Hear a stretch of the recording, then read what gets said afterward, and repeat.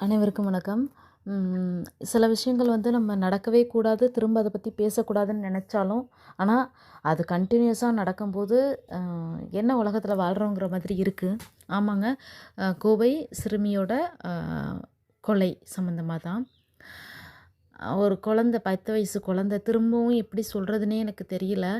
இது வந்து போன ஆட்சியிலயும் நடந்துச்சு, இந்த ஆட்சியிலயும் நடக்குதுன்னா, நான் வந்து ரொம்ப ஸ்ட்ராங்கா நம்புறேங்க. யாருக்கு இதில உடன்பாடு இருந்தாலும் சரி, இல்லைனாலும் சரி, ஆட்சியாளர்கள் இதில ஒண்ணுமே பண்ண முடியாது. சுய ஒழுக்கமும், சுய கட்டுப்பாடும் இல்லாத வரைக்கும் நம்ம ஒண்ணுமே பண்ண முடியாது.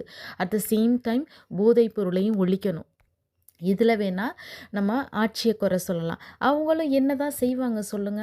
இது நான் போன டிஎம்கேக்கும் இந்த விஷயத்த நான் சொல்லியிருந்தேன். இப்போவும் டிவிகேக்கும் அத நான் சொல்றேன். அவங்க என்னதான் பண்ண முடியும்? ஓரளவு நடவடிக்கை தாங்க எடுக்க முடியும்.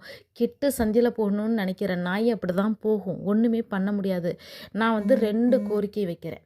ஒண்ணு கடவுள்கிட்ட, ஒண்ணு அரசாங்கம் கிட்ட. என்ன அப்படின்னு கேட்டிங்கன்னா, கடவுள்கிட்ட நான் கேட்குற ஒரே ஒரு வரம், பெண்கள படைக்காத.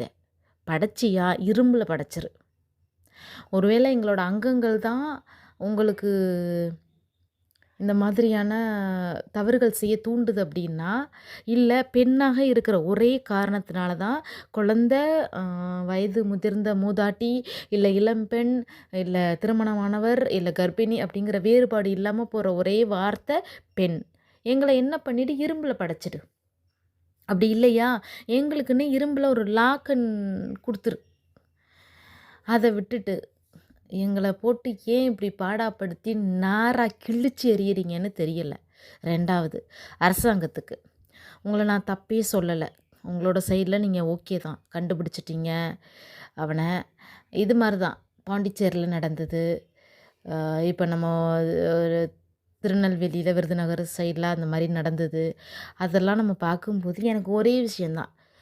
ப்ரூவன். இப்போ அவன் தான் பண்ணிட்டான்னு ப்ரூவ் ஆயிடுச்சுன்னா, அவனுக்கு சோறு போட்டு தயவு செஞ்சு அவன் உடம்ப வளர்க்கவே வேண்டாம். உங்களோட ஜனநாயகம், உங்களோட மனிதாபிமானம், மாண்பெல்லாம் தூக்கி கொண்டு அந்த குப்பை தொட்டியில போட்டுட்டு, அந்த நாய கண்ட இடத்துலயே சுடுங்க. இந்த மாதிரி குடுத்தீங்கன்னா, இதுக்கப்புறம் வேணா வர்றவன் பயப்படுறதுக்கு வாய்ப்பு இருக்கு. ஏன்னா, ஆட்சியாளர்கள்லாம் பெரும்பாலும் ஆண்களா இருக்கிறதால அப்படி முடிவெடுக்கிறீங்களான்னு எங்களுக்கு தெரியல. அவனுக்கு ஏன் சோறு போட்டு வளர்க்குறீங்க? அவன வந்து வருஷக்கணக்கெல்லாம் விசாரிக்க வேண்டாம். அந்த நாய் தான் பண்ணுச்சுன்னு தெரிஞ்சுன்னா, தூக்கி போட்டு மிதிங்க அதோட குறுக்கெலும்புலயே.